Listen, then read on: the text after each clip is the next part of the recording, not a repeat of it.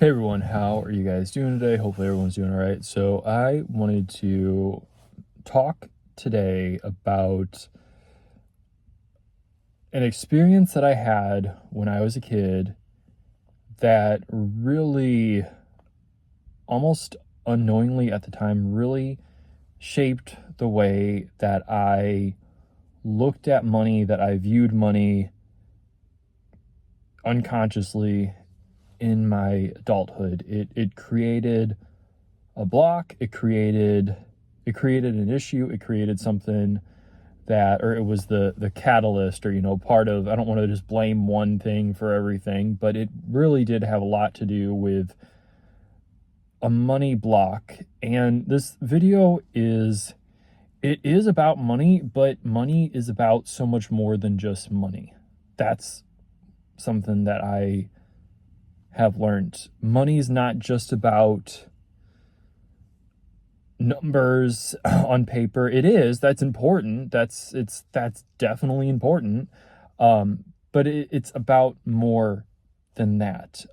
So anyway, when I was a kid, I used to make these things called, they probably have a different name depending on who you ask, but we used to call them beady babies. They're little animals, beady, like you have beads. They were made out of beads, not beanie babies, not like Thai beanie babies, but beady babies. And usually it was a lizard. They were like flat, and they were kind of, you would string the beads and then loop it through, and you would make these beaded animals. Basically, it was something that a kid can do. It was something that was kind of challenging enough to where, as a kid, you would see it, you're like, how do you do that? That's cool. But it was, if you worked at it, it was doable. Like, there was a way to do it. It was kind of a good level of being challenging, because then it was rewarding when you made it, but then it wasn't like it wasn't like too much like rocket science where, you're never going to get it. But anyway, and they were beaded animals, and usually they were keychains. They were usually made into keychains. I would hang them from my backpack.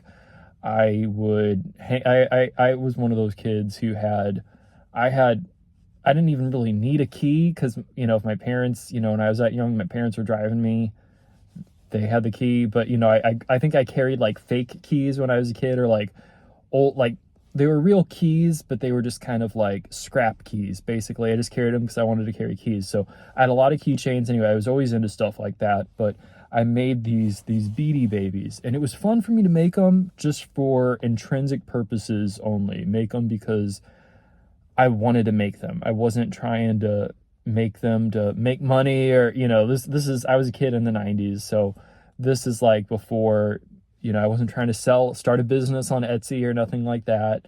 I was just making these because I like doing stuff like that, and I had fun making them. And I remember, I don't think that I made them for like every single friend who I had in school, but I probably maybe made one or two and gave one or two for a friend, because it was something I was familiar with doing. They were easy enough for me to make, but I was also proud of them when I made them, and it was just genuinely fun. It was just fun for me to do.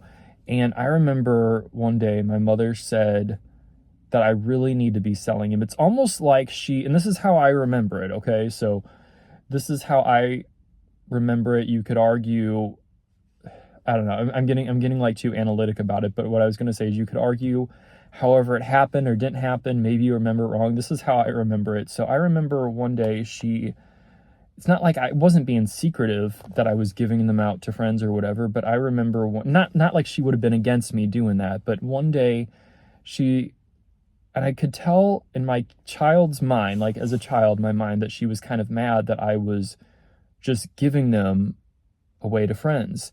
And she's like, you really need to be selling them. I don't know what the exact words were or whatever, but I remember the raw feeling that I have when I look back on that experience was that she was upset that I was just giving them to my friends, or that my friends were just taking them, that I wasn't selling them, that I was doing something wrong by not selling these beaded animals. Whereas before, it was just a genuinely a pure-hearted thing. I just wanted to do it. I was a kid. I wanted to have fun. I wasn't worried about making money as a kid.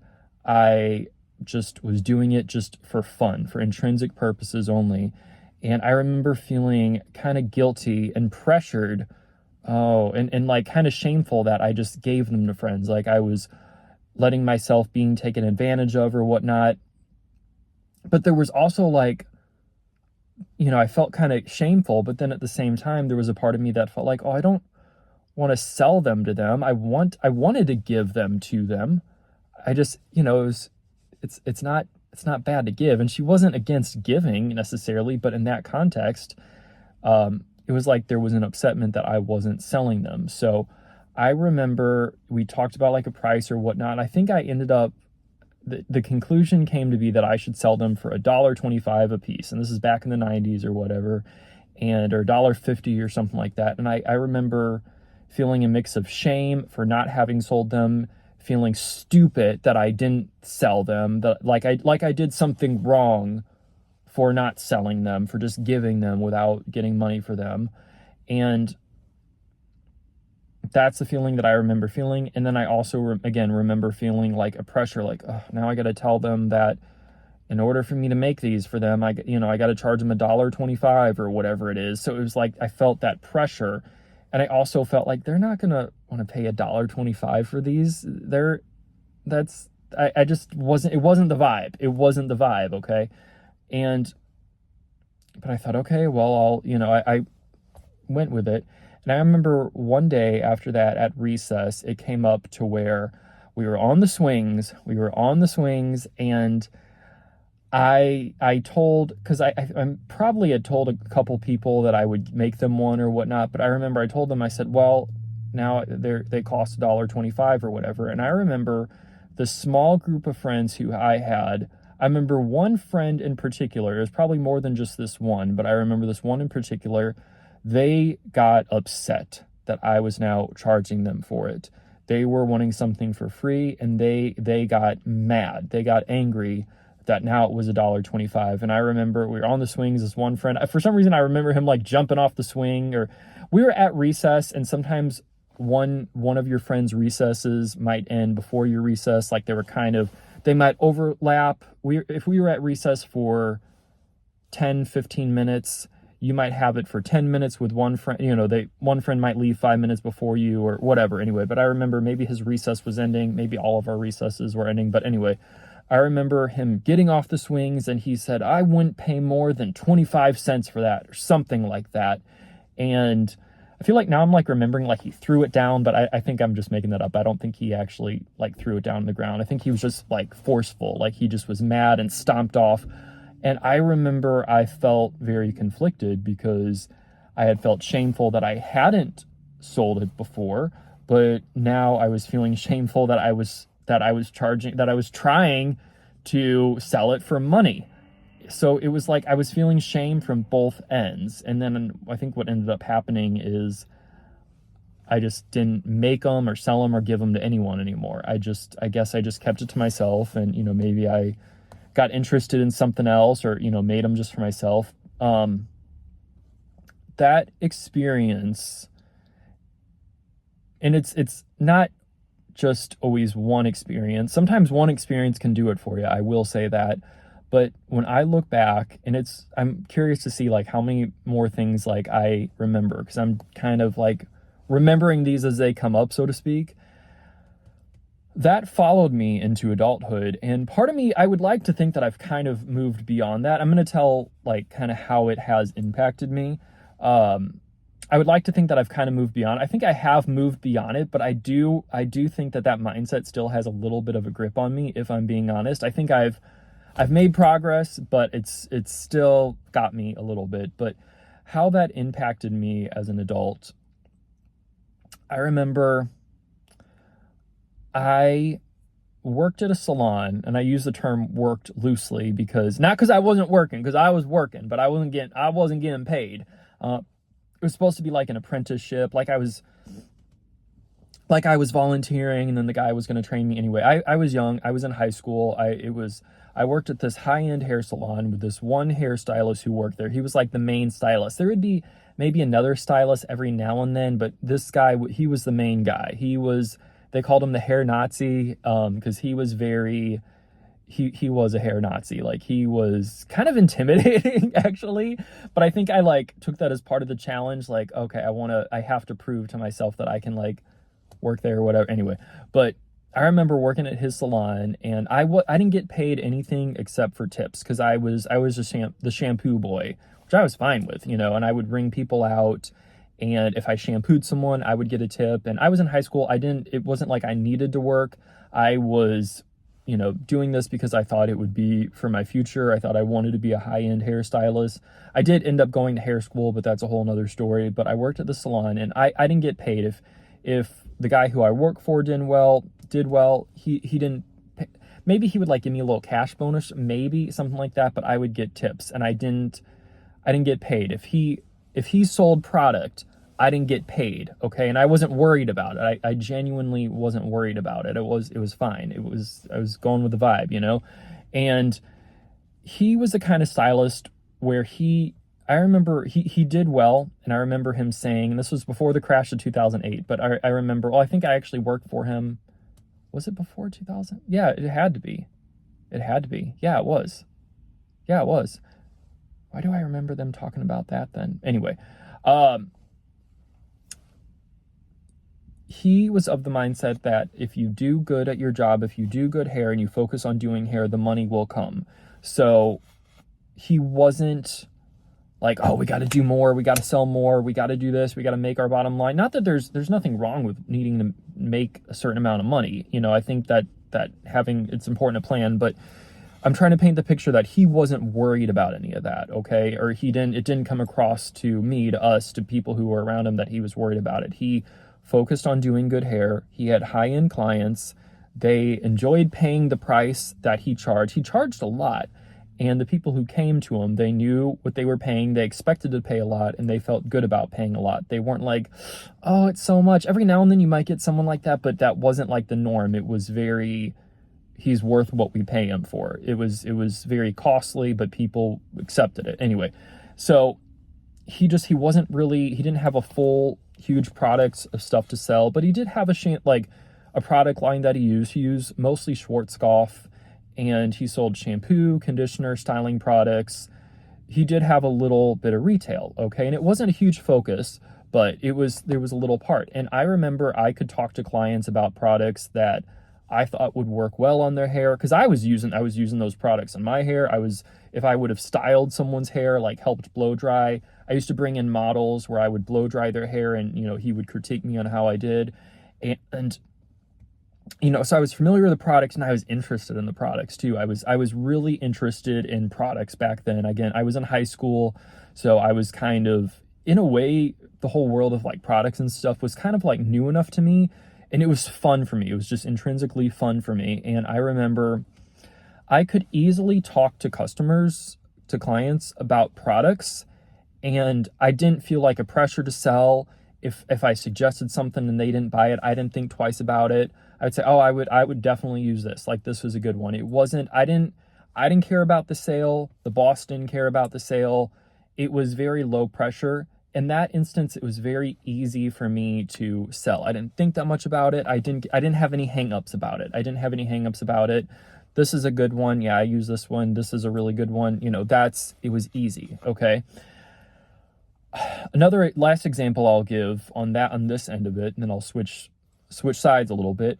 I remember one time I was in Sally Beauty Supply, and I was interested in all kinds of products, high-end products, drugstore products, all kinds of products. I was just interested in them. I had a book. This is like before, I don't know when YouTube was created, like what year, but if it wasn't before it was created, it was before what it was today. Because now we have videos about everything, but this is kind of, social media was a thing, but I think it was like MySpace, maybe Facebook.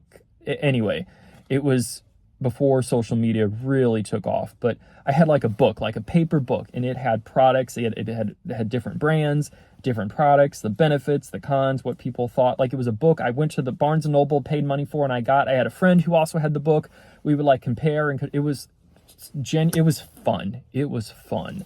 And I remember, and I liked all products, high end, low end, all of them. I was interested if it was a good product. So I remember one time I was shopping at Sally Beauty Supply, and I had my hair license. So I would go into State Beauty Supply, which you have to have your license for, but I would still get stuff from Sally's. I still like some of the stuff there. So I remember there was a customer who was looking, I think it was hair color, and she wasn't sure what to do. And I was just happened to be in the store shopping for something that I needed. And I remember, I think it was maybe, and I was younger at that time. I was probably in like I was maybe 18, 19, 20. No, I would have been younger than 20. I was like maybe 18 or 19. Anyway, I was kind of young. And I think it was this girl who was with her friend, and they were like trying to find a color or something like that. And I guided her in the right direction. I just overheard what they were saying. I would say, oh, well, you need to do this before you do that. Like, I could see what she was trying to do, and I knew it wasn't going to work. So I not in like a bossy way, but like, oh, I think she had dyed her hair dark, and she was wanting to go blonde, and she thought if she just bought a blonde hair color that it would lighten it. And I think it was something where I explained, oh, you really, I explained why that wouldn't work, how you really needed to bleach that hair because it would lift the virgin hair, but it wouldn't lift the hair that had been colored. So you're going to end up with hot roots. Like, it was something like that.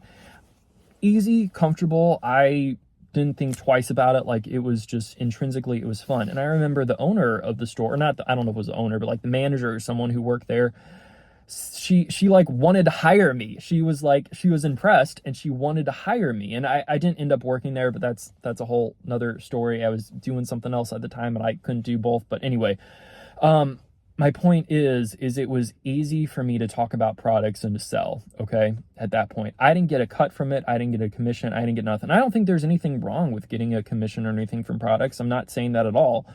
But speaking of that, let's jump to the other side of this. So I remember I was working in a salon. I was in kind of that same age, in my, probably at that time, or like in my early 20s. And I remember the salon I worked at, they were very big on, it was like, this is how I remember it. Okay. So this is all allegedly, not based on truth or fact. This is all just alleged for entertainment purposes only. I'm just telling a story, disclaimer. But I remember the feeling of, you were like morally corrupt if you didn't sell these products. You want to sell these products. You're going to be just a blessing to the salon, yourself, and everyone around you, and the client if you sell these products. It was, one time, one of the other stylists kind of joked, and this was like a senior stylist. She's like, here comes Reverend Sellmore and Sister Sellmore. We would have these meetings, and it would be very encouraging us to sell these products, and where you would feel like you need to sell these. You need to sell this. You can't just sit around and not sell. They're going to buy it from somewhere else. You need to sell it. It was like a lot of pressure to sell, and we would get a cut of that. If you sell this, you get a cut, you get a commission. Which again is how how it should work. But I could not sell a product hardly at all to save my life.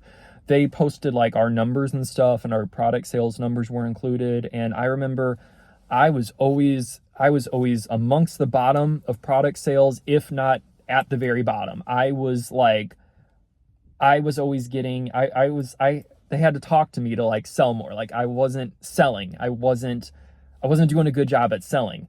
It was that same pressure that I had felt when I was a kid in elementary school on the swings, when I had told my friends that in order for them to get these Beady Babies from me that I made, they were going to have to pay me $1.25. It was those same things that came up.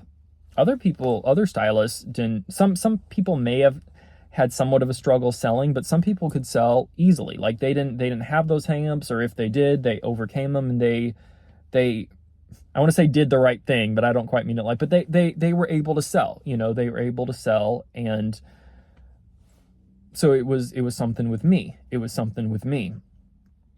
And I think about that, and it's kind of one of those things, like, the more you try, it's like, if you try too hard, it's not gonna work. Like, I'm like, oh, I remember thinking in my head, now I have to talk about selling. So it's like, I would have this, there was pressure when I would talk about a product. It wasn't from an intrinsic purpose anymore. It was it was more, actually at that time too, because we sold high-end products at that salon. At that time, I think I was even questioning whether high-end products were always better than drugstore products. I was kind of starting to like, because you would hear, oh, if you use Pantene, you're just white trash, you know what I mean? Or you're just horrible if you do this or that. And I was like, I kind of started to question that narrative. I'm not saying that there's no benefits to high-end products versus a drugstore product. That maybe there is, maybe there's not. But I remember like, I was questioning that in my head, but it was no, they're not going to live their best life if they don't buy our products. That was the vibe we got, and I could not sell. I could not sell, like with that pressure on me and with the way I interpreted that pressure. I just could not do it. And I think about money, and I think about the fear that I guess in a way I had fear of selling because I had those friends storm off on me and get angry at me for trying to sell.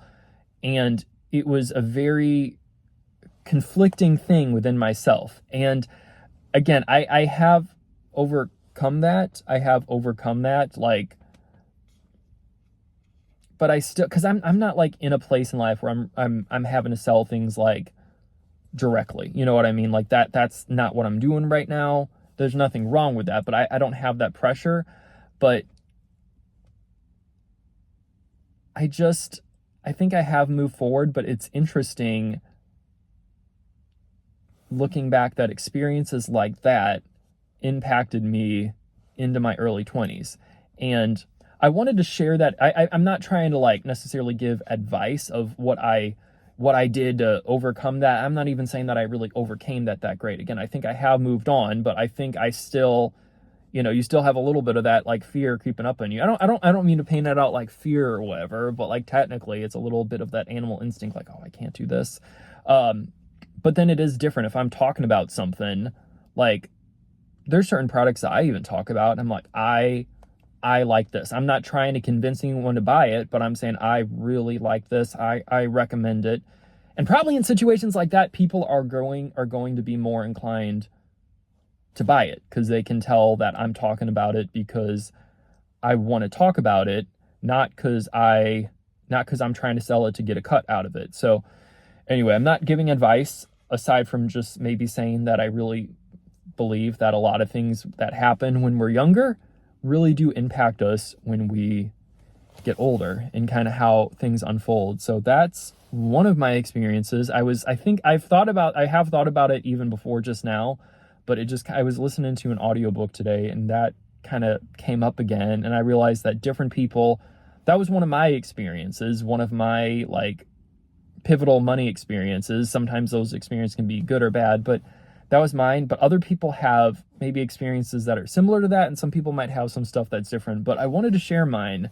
I thought it would just be kind of fun for intrinsic purposes only. Just fun, So that's food for thought, if nothing else. That's just some food for thought. I would like to talk more about this topic. I would like to talk more about money mindsets.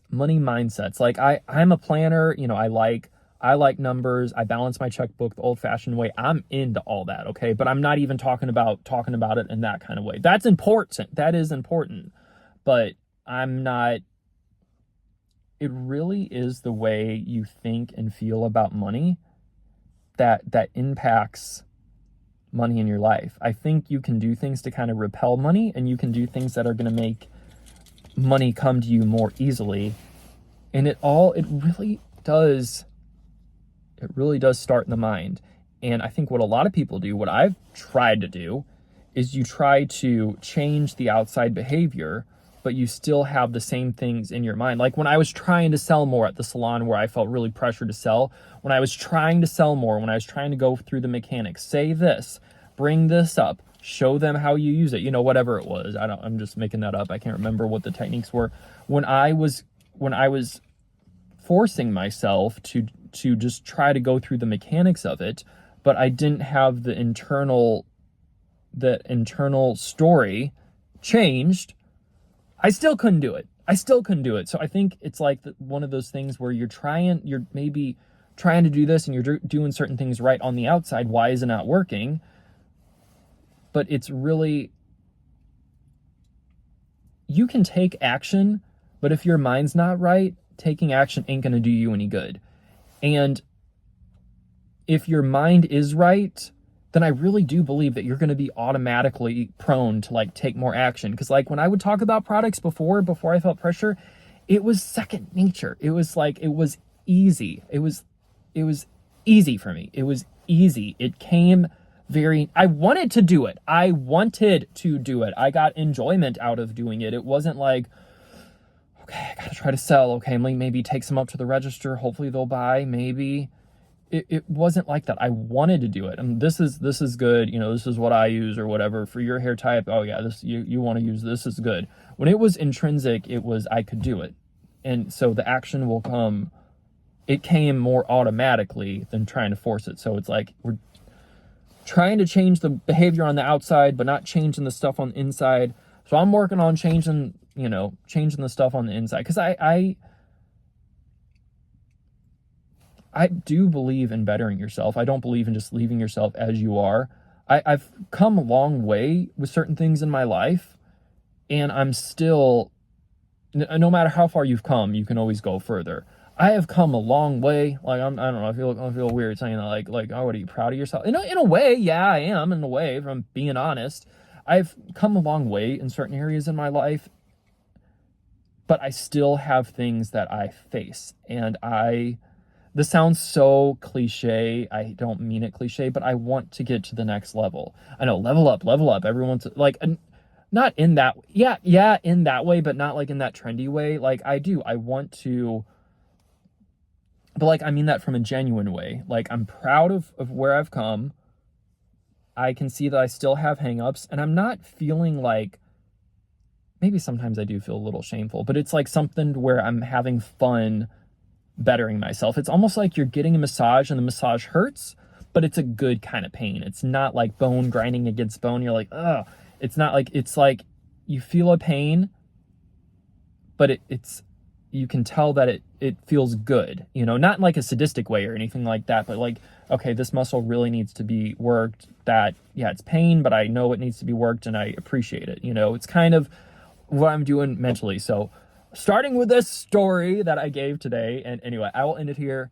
Thank you for watching. I will see you in my next video. All right, adios.